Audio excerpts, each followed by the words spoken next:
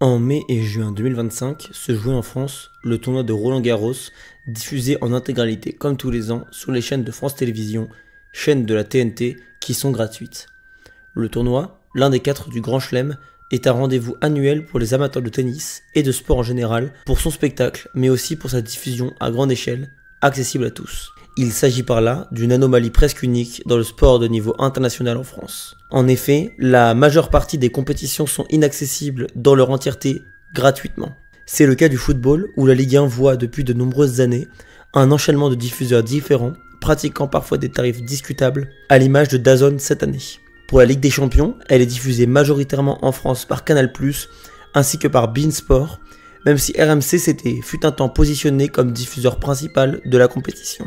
Pour le rugby, le top 14 est diffusé historiquement par le groupe Canal, qui diffuse sur sa chaîne principale les gros matchs des week-ends et les autres rencontres sur des chaînes qui nécessitent des abonnements spécifiques.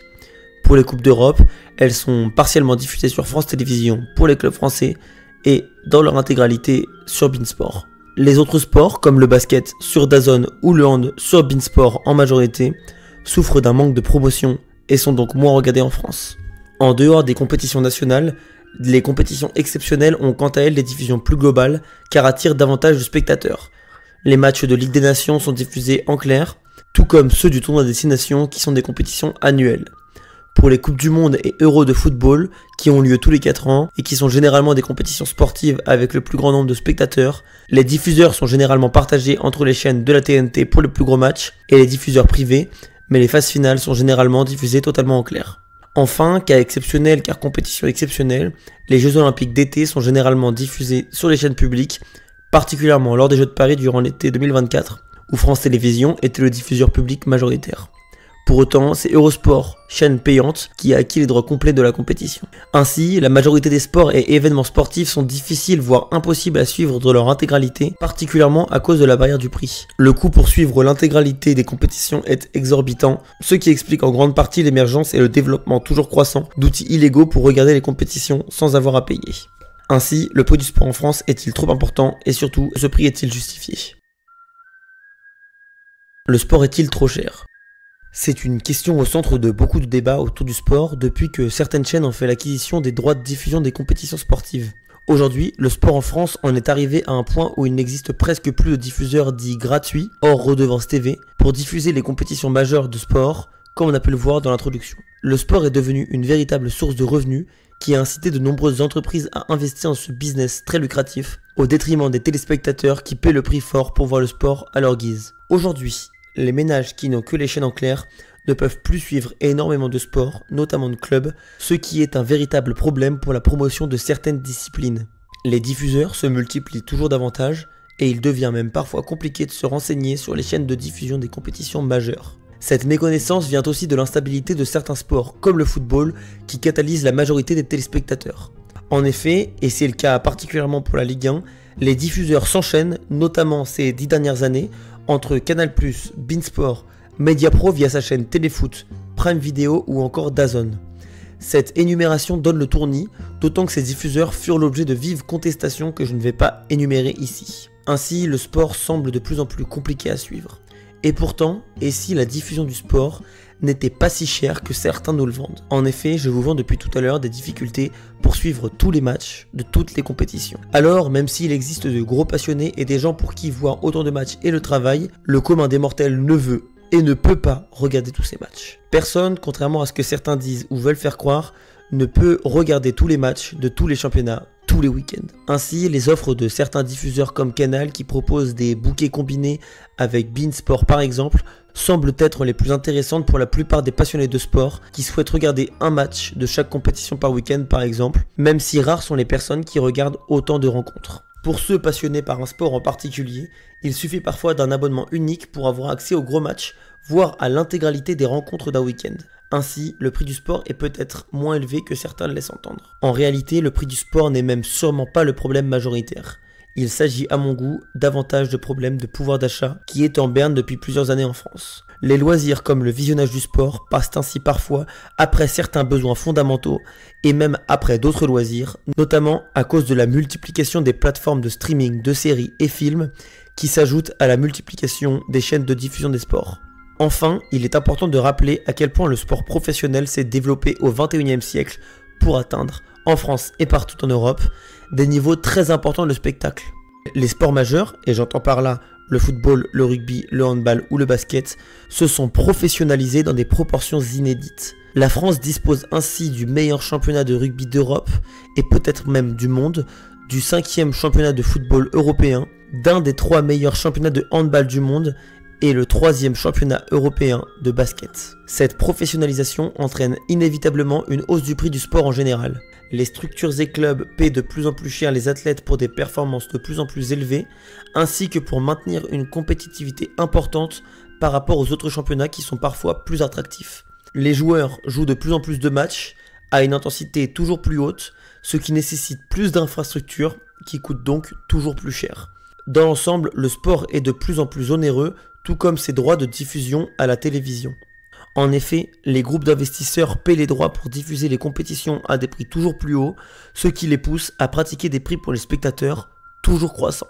Cette montée en épingle dans les prix va ainsi dans le sens de la hausse du niveau général du sport, et la solution semble de plus en plus compliquée à concevoir entre les soucis de droits de diffusion de la Ligue 1 en France qui ont poussé la Ligue à créer une chaîne 100% dédiée à cette compétition, l'envie croissante des plateformes comme Netflix ou Prime Video de mettre un pied dans ce monde du streaming du sport en direct, ou encore l'impossibilité de centraliser tous les championnats dans un groupe unique comme Canal pour des raisons de monopole trop importants qui sont souvent combattus en France.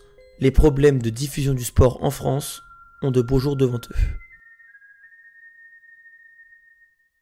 Est-il possible de suivre le sport sans le regarder ? La solution vers laquelle beaucoup se sont penchés, hors IPTV ou lien Telegram douteux, est de suivre le sport sans voir énormément de matchs en dehors des grosses échéances attendues dans les saisons. En effet, avec le développement de ces plateformes toujours plus nombreuses et onéreuses, une partie du public a décidé de se tourner vers une consommation du sport moins active et avec plus de recul en consommant résumés, débriefs et analyses. On assiste peut-être avec cette mutation à une révolution de la consommation du sport, en même temps que l'augmentation de la difficulté de voir tous les programmes intéressants. Alors, est-ce que ces nouvelles méthodes vont s'implanter durablement dans l'environnement sportif français ? Qui en sont les acteurs et quelles en sont ses formes ? Il est clair que cette méthode risque de devenir pérenne et ces acteurs risquent de se multiplier. Les différents championnats depuis déjà de nombreuses années proposent des résumés plus ou moins détaillés de tous les matchs du week-end. En parallèle de ces résumés, de nombreux analystes se sont lancés dans des émissions pour faire des retours sur les différents matchs, que ce soit à la télé ou même sur des plateformes sur internet comme YouTube ou les plateformes de podcast. Ces analyses après-match par des experts dans les disciplines permettent une approche différente du visionnage des matchs. Pour autant, ces analyses peuvent tout à fait s'additionner au visionnage intégral des matchs. Dans l'ensemble, elles sont la possibilité de suivre une actualité sport plus variée, avec des spécialistes qui apportent un regard poussé au match et qui permettent, en ayant ou non vu le match, de se faire un avis plutôt détaillé sur ces échéances. En plus de ces analyses match par match, les chaînes d'actualité sport, à la télé ou sur internet, permettent de se tenir informé depuis toujours sur le déroulé des matchs. En réalité, cette façon de suivre le sport existe depuis longtemps, mais s'est transformée, passant de journaux papier comme l'Équipe au contenu numérique, qu'il soit audio, vidéo ou écrit. Cependant, de plus en plus de personnes se tournent vers ces moyens plus accessibles pour consommer le sport d'une manière différente, s'évitant parfois de longues périodes de visionnage de matchs qui ne sont pas toujours super intéressants. Avec ces prix constamment en hausse, existe-t-il des alternatives gratuites pour suivre le sport légalement ?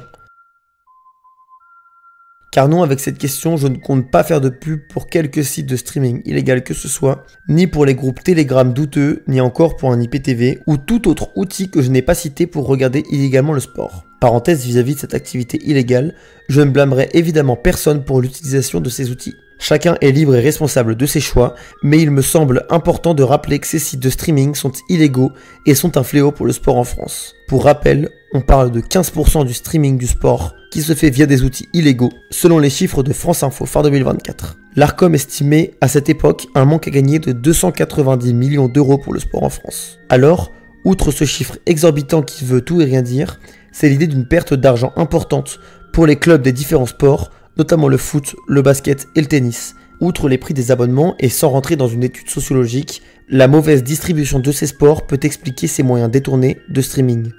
NBA diffusé sur beIN, les tournois du Grand Chelem sur beIN également et Eurosport, et pour le football, on l'a déjà largement évoqué. Donc, au-delà de ces moyens illégaux, existe-t-il des moyens licites et gratuits pour suivre le sport en France? Malheureusement, pour voir des matchs complets de première division française ou étrangère, le choix est très vite limité. Pourtant, des alternatives existent à des niveaux inférieurs.